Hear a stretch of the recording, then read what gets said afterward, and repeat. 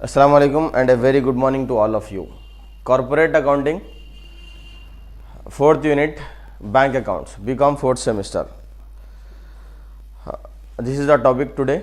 In this video, we are going to discuss final accounts of banks. How we prepare final accounts in banking companies, वो हमको discuss करना है.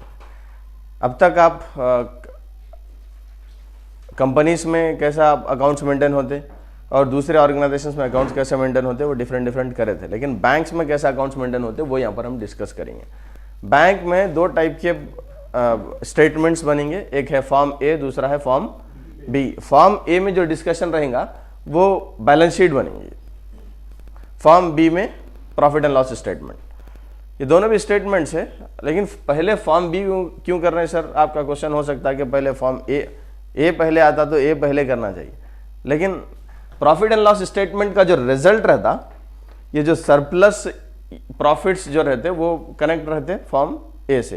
तो यहाँ का जो रिजल्ट है, अब तक आप लोग करें ना, trading profit and loss balance sheet company में जो करते गए, या फिर कंपनीज अकाउंट में जो प्रॉफिट एंड लॉस अकाउंट का स्टेटमेंट बनाए थे, उसका प्रॉफिट आप बैलेंस शीट में लेके जाते. तो इसलिए हम पहले डिस्कस करें फॉर्म बी. फॉर्म बी में कौन से स्टेटमेंट बनेंगे, प्रॉफिट एंड लॉस स्टेटमेंट बनेगा. ठीक है, प्रॉफिट एंड लॉस स्टेटमेंट में ये 4 शेड्यूल्स का डिस्कशन है. उससे पहले के जो शेड्यूल्स है 1 to 12 वो बैलेंस शीट में आएंगे. फर्स्ट है यहाँ पर इनकम, देन नेक्स्ट है एक्सपेंडिचर, प्रॉफिट और लॉस. 4 कंपार्टमेंट्स में डिवाइड किया गया. 13 जो शेड्यूल है हमारा, ये शेड्यूल नंबर है इंटरेस्ट अर्न. बैंक को इनकम किससे हो रही है, बैंक का सबसे बड़ा इनकम इंटरेस्ट है. तो interest on loans, interest on discount on advances, ऐसे आइटम्स जो है वो कहां पर आएंगे, शेड्यूल 13 इंटरेस्ट अर्न में आएंगे. अदर इनकम, बैंक की जो अदर इनकम्स है वो यहां पर आएंगे. Commission, exchange and brokerage, profit and loss, profit on sale of assets, profit on sale of investments, ऐसे जो भी इनकम से अदर इनकम जो भी दिख रहे हैं हमको शेड्यूल 14 में डालना है, फिर इसका टोटल कर देना. Come to the schedule second, compartment 2 expenditure 15 interest expended. Interest expended जो है बैंक जिस पे इंटरेस्ट दे रहा, इंटरेस्ट ऑन डिपॉजिट्स पे बैंक इंटरेस्ट देता, इंटरेस्ट ऑन आरबीआई से जो इंटरेस्ट वगैरह लोन वगैरह लिया उस पर कुछ पेमेंट कर रहा, तो ये सब 15 में आएंगे. ऑपरेटिंग एक्सपेंसेस, अदर एक्सपेंसेस जितने भी रहते हैं वो ऑपरेटिंग एक्सपेंसेस में आएंगे, except provision for tax and provision for doubtful debts. ऐसे कुछ आइटम्स यहाँ पर आएंगे प्रोविजंस एंड कंटिजेंसीज में. इसका कोई शेड्यूल नंबर नहीं है, लेकिन टोटल शेड्यूल्स कितने हैं बैंक के, 16 हैं. तो अब हम जो डिस्कस करें सिर्फ फॉर्म बी का करें. प्रॉफिट और लॉस है, लास्ट ईयर का प्रॉफिट, अगर net profit for the year, हम ये इनकम के कंपार्टमेंट में से एक्सपेंसेस के कंपार्टमेंट को माइनस करेंगे तो जो भी रिजल्ट आएगा वो करंट ईयर का प्रॉफिट रहेगा. लास्ट ईयर का प्रॉफिट अगर प्रॉब्लम में गिवन है तो वो लिख लेंगे, उसके बाद टोटल करेंगे. ये टोटल को कॉपी कर लेंगे डायरेक्ट यहाँ पर. Transfer to statutory reserve under section 17. Banker क्या बोलता बैंकिंग में कि ये जो रूल्स है कि करंट ईयर का जो भी प्रॉफिट आया आपको उसका 25% स्टैट्यूटरी रिजर्व कंपलसरी, ये रिजर्व को आप भेज देना. अदर रिजर्व प्रॉब्लम्स में है तो यहाँ पर रिकॉर्ड करेंगे, अदरवाइज ये अमाउंट में से यहाँ के अमाउंट को माइनस करेंगे. जो भी रिजल्ट आया, अगर वो पॉजिटिव फिगर है तो सरप्लस है या प्रॉफिट है, अगर वो नेगेटिव फिगर है तो वो लॉस है. इज दैट हो गया, समझ में आ गया? So now we are going to do the problems. Problem number 6, page number E28, problem number 6, examination problem है. From the following information prepare profit and loss account of Goodwill Bank Limited for the year ended 31 March 2010. Bank का name क्या है, Goodwill Bank Limited. Interest on loans, interest on loan schedule 13, ये bank को जो income आ रही schedule 13 में लेंगे. Interest on deposits schedule 15, other income schedule 14, operating expenses schedule 16, balance of profits यानी कि लास्ट ईयर के प्रॉफिट्स है brought forward from last year. Then additional information, provide 30,000 for dividend, ये प्रपोज डिविडेंड.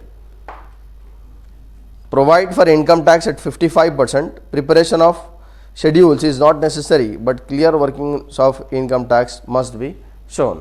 लेकिन हम ये प्रॉब्लम में पूरा प्रॉब्लम करेंगे, आपको क्लियर हो जाएगा with working notes, so that would be easy for you.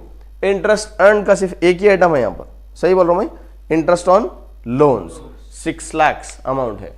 यहाँ पर 3 zeros ओमिट करके लिखेंगे हम, 3 zeros ओमिटेड, लास्ट के 3 zeros निकाल देना, क्योंकि बैंकिंग में अमाउंट्स बहुत ज़्यादा रहते, करोड्स ऑफ रुपीस में चले जाते, तो बेहतर रहता है कि 3 zeros ओमिट करके लिखेंगे। शेड्यूल 13 का अमाउंट कितना है, 600 हो जाएंगे आप ये। अदर इनकम जो डिस्कस करे थे हम वो है 100, तो total of income 700। Interest expanded schedule 15 500। Operating expenses schedule 16 20। Provision for taxation यहां पर आने वाला है, अमाउंट नहीं मालूम है हम आपको, इसका एक वर्किंग नोट से formula calculation of provision for tax. Schedule 13 minus schedule 13 plus 14 आसान समझने आने के लिए बोल रहा हूं मैं, इनकम माइनस एक्सपेंडिचर करना है आपको, लेकिन यहां पर फॉर्मूले में आपको इजी समझने के लिए 13 प्लस 14 माइनस 15 माइनस 16, 13 कितना है 600 plus 100 minus 500 minus 20, that is equal to 180 rupees. तो ये 180 जो है प्रोविजन फॉर टैक्स, इससे मालूम करेंगे 180 इंटू 55%,